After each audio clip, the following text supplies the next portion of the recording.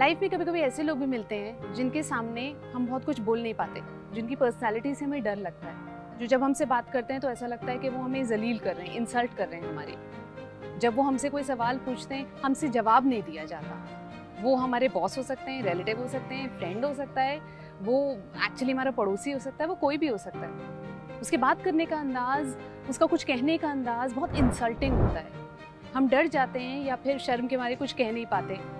ऐसी पर्सनालिटीज़ के सामने अगर हमने ये डिसाइड किया कि हम कुछ नहीं बोलेंगे तो बिलीव मी, जिंदगी में आपका कॉन्फिडेंस कम होता चला जाएगा। क्या करें कि हम उनके सामने कॉन्फिडेंटली खड़े होकर बात कर सकें। सबसे पहले दोस्त, नो योर राइट्स। अपने हक जानना जरूरी है। एक इंसान होने के नाते हमारी रिस्पेक्ट और हमारी डिग्निटी, ये हमारा हक है। दूसरा इंसान ये हमसे छीन नहीं सकता। लेकिन अगर हम खुद की इज्जत नहीं करेंगे, अगर हम यही नहीं जानेंगे कि अपनी भी डिग्निटी और ऑनर है, तो दूसरा इंसान आके उसको कुचल के चला जाएगा और हमें समझ में ही नहीं आएगा क्या हुआ। इसलिए जिम्मेदारी है हमारी अपनी इज्जत को बचाना। किसी दूसरे को हमें डिसरिस्पेक्टफुली और बुरी तरीके से बात करने की इजाजत ना देना। And that will come into your looks. आपके बॉडी लैंग्वेज से दूसरे को पता चलेगा कि वो आप पे चिल्ला सकता है कि नहीं। So in your mind tell yourself, I have the basic right to be treated with respect and dignity. जिंदगी में इस फिराक में रहना कि हर इंसान समझे कि हम कितने अच्छे हैं, बहुत अच्छी बात है, लेकिन ये पॉसिबल नहीं है। और ख़ासकर वो इंसान जो आपसे डिसरिस्पेक्टफुली बात करता है, जो आपकी डिग्निटी को कुछ समझता ही नहीं, जो इतना रूड है, जो रोज़ आपको इंसल्ट करता है। Stop being nice to that one person who is not being nice to you.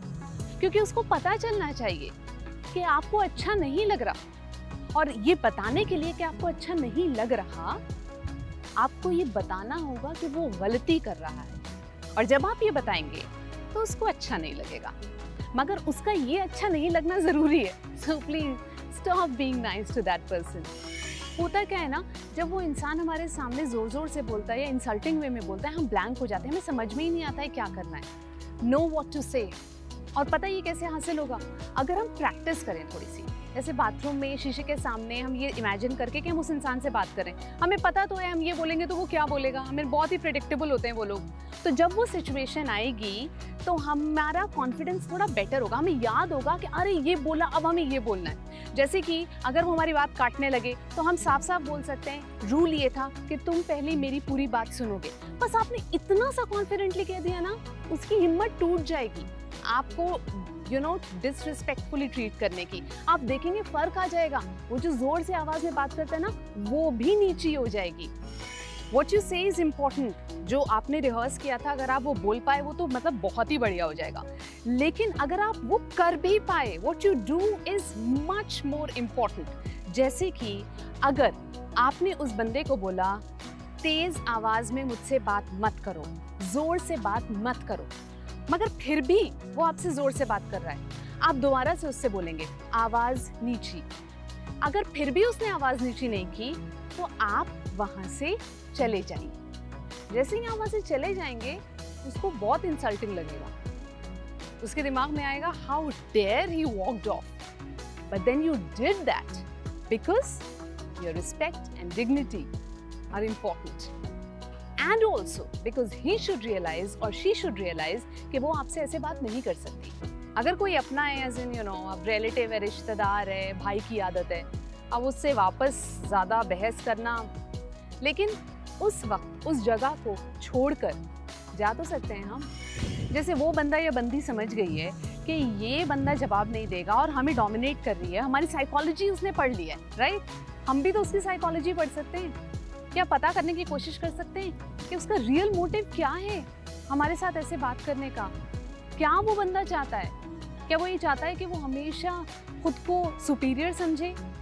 क्या वो दुनिया को दिखाना चाहता है कि कितने लोग उससे प्रभावित होकर काम करते हैं? अब अगर हम जब रियल मोटिव समझ गए तो समझ गए हम कि कहीं ना कहीं वो इसे हासिल करने की कोशिश कर रहा है, उसको जीतने नहीं देना। Just don't let him or her win, because it's not right. आप किसी की रिस्पेक्ट को कुचल कर नहीं जीत सकते यार, आप तो हार गए। बट वो ये बात नहीं समझ रहा। तो हर वो पॉइंट जहाँ पे ऐसा लगने लगे कि अब ये बंदा जो खुद को डोमिनेट करने की कोशिश कर रहा है वो कर पा रहा है, वहीं पे रुक जाइए, उसको भी वहाँ रोकिए और बोलिए हम ऐसे बात नहीं कर सकते। अगर आप मुझसे ऐसे बात करेंगे, मुझे आपसे कभी बात नहीं करनी। इस तरह की बातें करनी पड़ेंगी, वरना यहाँ नहीं रोका तो वो कहीं नहीं रुकेगा। तो दोस्त, मैं ये समझती हूँ कि बहुत मुश्किल होता है, क्योंकि अपनी पर्सनैलिटी ऐसी नहीं है ना, हमें चिल्लाने की आदत नहीं, हमें किसी की बेइज्जती करने की आदत नहीं, और हमें उस इंसान को जिसको ये आदत है उसको सबक सिखाने के लिए ना उस पर चिल्लाना है, ना उसकी इंसल्ट करनी है, वरना हम भी वही बन जाएंगे। लेकिन हाँ, उसको रोकना ही ये करने से। जिस दिन हम चुप रहना सीख गए उस दिन जिंदगी का अंत हो जाएगा यार। अपने कॉन्फिडेंस लेवल जो ऊपर जाना चाहिए वो नीचे जाता जाएगा, फिर हम कुछ भी नहीं रहेंगे, फिर कोई भी आके हमारी रिस्पेक्ट को कुचल सकता है। ऐसा नहीं होने देना है। जब तक हम खुद के लिए नहीं खड़े होंगे, हम कैसे किसी और के लिए खड़े होंगे।